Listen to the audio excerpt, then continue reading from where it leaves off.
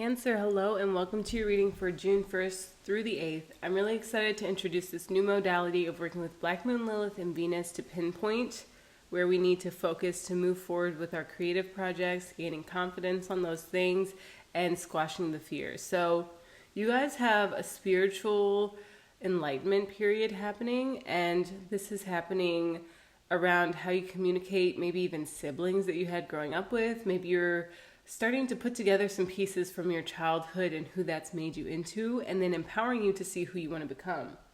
So right now, let's start with the start of the week. What will be happening is a new inner dialogue that's going to help you to grow and connect, I think, to your network, to your social groups, because Mercury is in your 11th house, but Venus specifically is going to help you to really start to approve of yourself in a new way. And then during the course of the week, this approval will start to be more reliable. It'll be like a rope that you know is secure and you're trying to climb. If you've ever done why did I want to say spelunking? If you've done spelunking, or I mean like climbing of actual rocks, like you're scaling a big mountainside cliff, you know that rope is secure and then it could hold you, and that you could do things differently from if you're not sure if the rope is attached, or you don't have a climbing partner, if you're just out there in the wilderness by yourself.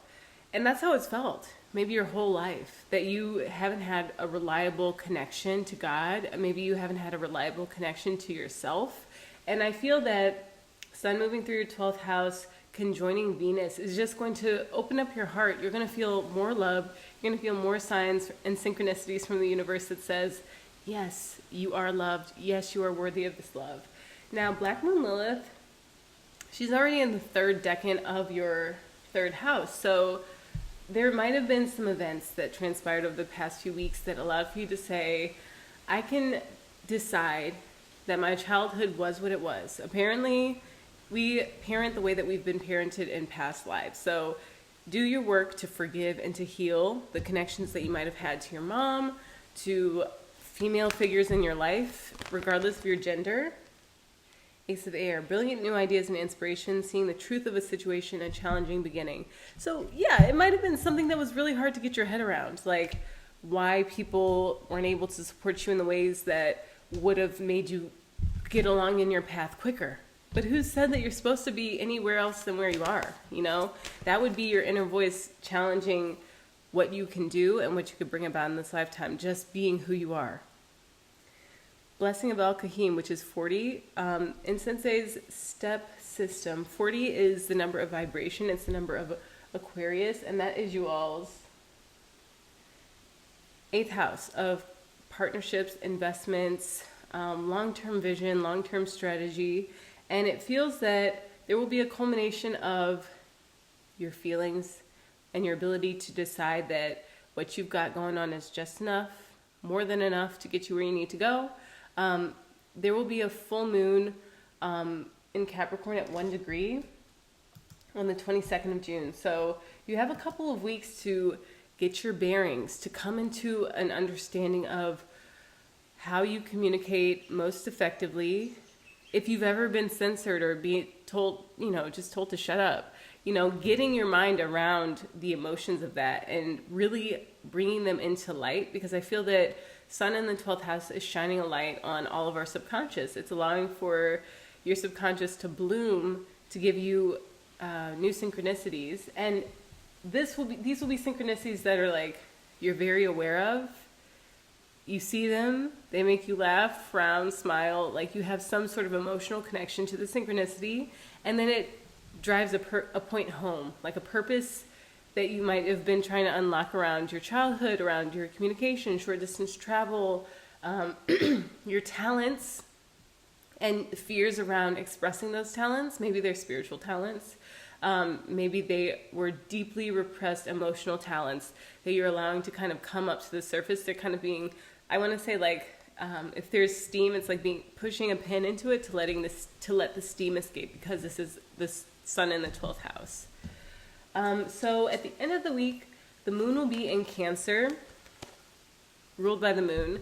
And Ace of Water is you have gone through a lot of emotional inner work And now you're coming out with something like a cup. You have a cup. You filled your cup emotionally, and this is allowing for you to have a new sense of empowerment in your communication, in sharing and expressing your talents, in allowing for your gifts to be seen, to be something that you're doing in the world. It's a modality that you move around the world in. I would think of the third house as like a car, a vehicle of some kind of bicycle, roller skates, and how you glide on those roller skates, and which trails you decide to take. So like, let's say that you're used to just roller skating around your driveway. Come the end of the week, you're going to be willing to like take one of those little sidewalk paths.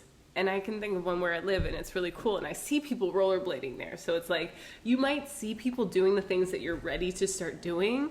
And now you're getting the conviction to say, hey, this actually can make a difference in my life, because it'll make a difference for me. Maybe it can affect other people in a positive way, in an impactful way. And also maybe you're thinking about taking a trip, short distance trip.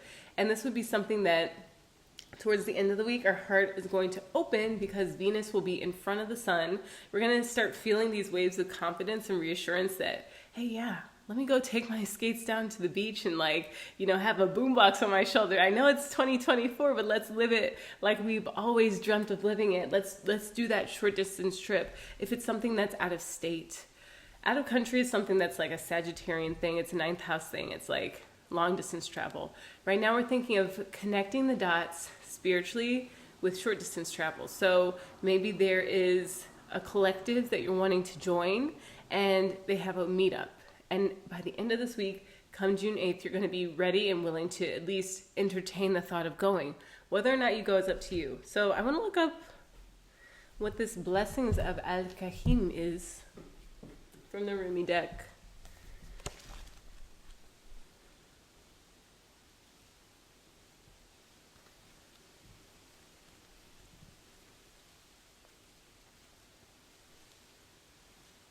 Also, before this, I had to take care of myself. So that might be something that on a spiritual front, you could get to this point where you feel like you have a really greased wheel and you could do some cool stuff, but you have to take care of yourself, Cancer.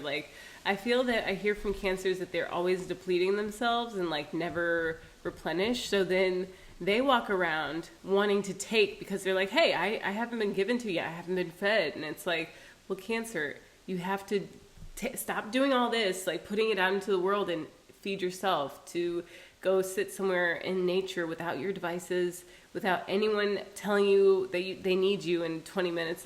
Pick a moment this week to do that for yourself at least 3 times. I challenge you to do that 3 times. Aries is in your 10th house of career, so you might feel really motivated to just work yourself to a crisp.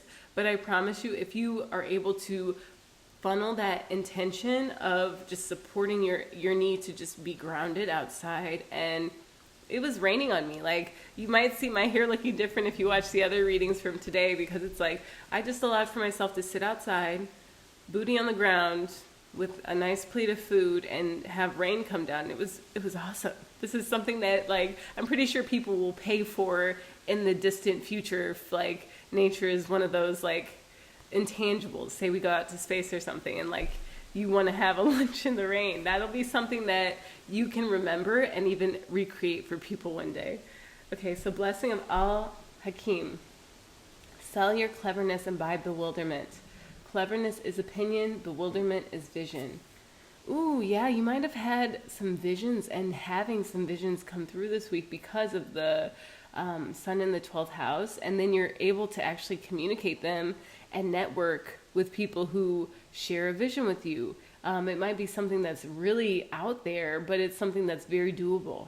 If you have the right mindset, it's something that you could set yourself up for and just be yeah, this is what we're going to do now. We're going to allocate time, energy, resources to at least this lifetime, getting as much done as possible. And then next lifetime, you'll come back and you'll be all right, we're going to scoop it up and slam dunk. If you've ever seen people further thought or further expand upon thought. So one example is Neville Goddard and Josiah Brandt. Josiah Brandt reads all of Neville Goddard's content, and he may well be the reincarnation of Neville Goddard.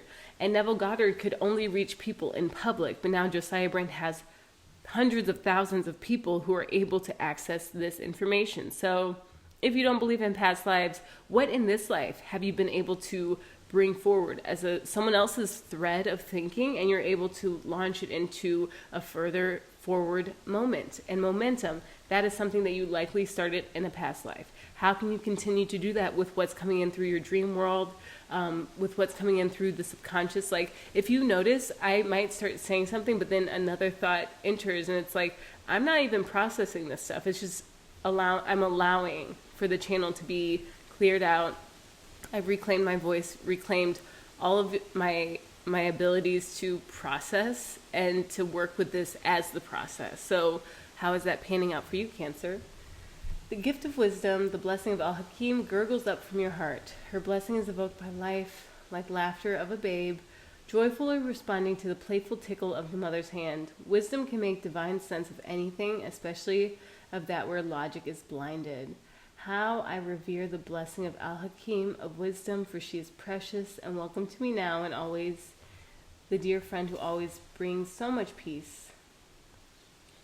So yeah, prophecy inside the capacity to surrender any impatient claim for what you cannot yet have. As you receive this gift, this blessing which happens on a soul level, your attitude to life becomes more curious, open, still, and receptive. You no longer have to drive the unfoldment of your desires into form. You can rest in assurance that your daily application and effort is enough, and so you surrender. Okay, so one thing that I'm saying to do, I'll just stop reading there, is pat yourself on the back. After you give yourself 5 minutes of rest, good job. After you give yourself that bubble bath, good job. When you light a candle for yourself, affirm it with this pat on the back. It's a physical memorandum for us to further do those things, to show up and do that tomorrow and the next day. If you do that all week, Cancer, you will be able to intuit a lot of things and express them and be that visionary and know that you're taking one step a day to move the needle forward, like 1 centimeter. That's all you got to do. Have an amazing week, Cancer. I have a lot of June readings up for you guys, and I hope to see you soon. Aloha.